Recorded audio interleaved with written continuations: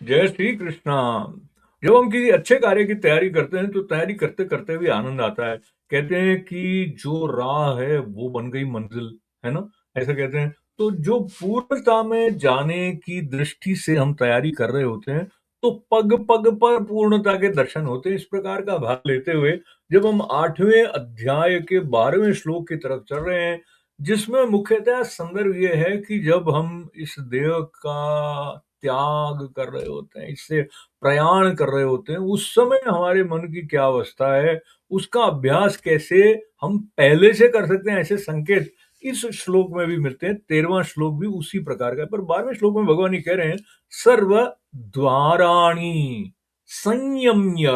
अब ये द्वार क्या है? इंद्रियों के द्वार हैं। जो आंख है द्वार हुई, नाक है द्वार हुई, मुख द्वार, इस प्रकार है ना। आगे भी चल नीचे की तरफ तो अन्य द्वार भी है। तो इन सब द्वारों के संबंध में वो कह रहे हैं कि इंद्रियों के द्वारों को रोक कर फिर क्या करना है? सर्व द्वाराणि संयम्य मनोरिधि निरुद्य च मूर्धन्यात्मनः प्राणम आस्थितो योग धारणाम।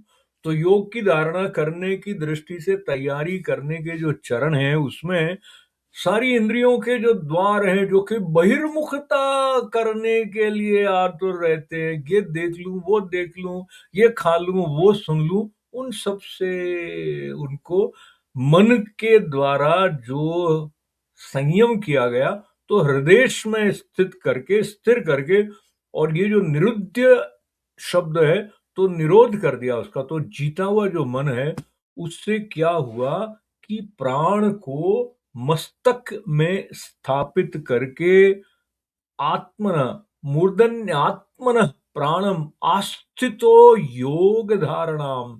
तो योग की धारणा करने के साथ साथ, यानी कि उसके साथ युक्त होने की धारणा करने के साथ साथ, यानी कि जो आत्मन है, यानी मैं देह ही नहीं हूं, इस भाव को दृढ़ करते हुए यहाँ पर मस्तक में प्राण को स्थित करने वाला जो संकेत भगवान ने 12वें अध्याय में 12वें श्लोक में दिया है, उसी को 13वें श्लोक में और स्पष्ट करते हैं। वो किस प्रकार से, उसको कल हम स्पर्श करेंगे जहां ओमित्य का अक्षरम की बात आएगी।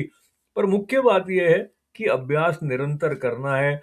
आश्वस्ति भगवान दे रहे हैं। आस्था बढ़ाने के साथ साथ वो हमें इस प्रकार से स्पष्ट निर्देश भी अर्जुन जी के माध्यम से दे रहे हैं, जिनको अपनाकर हम अपना न केवल अपना बल्कि जगत का भी कल्याण कर सकते हैं। कैसे? अभ्यास से हमें पता गुरुजनों के वचनों से चलेगा। जैसे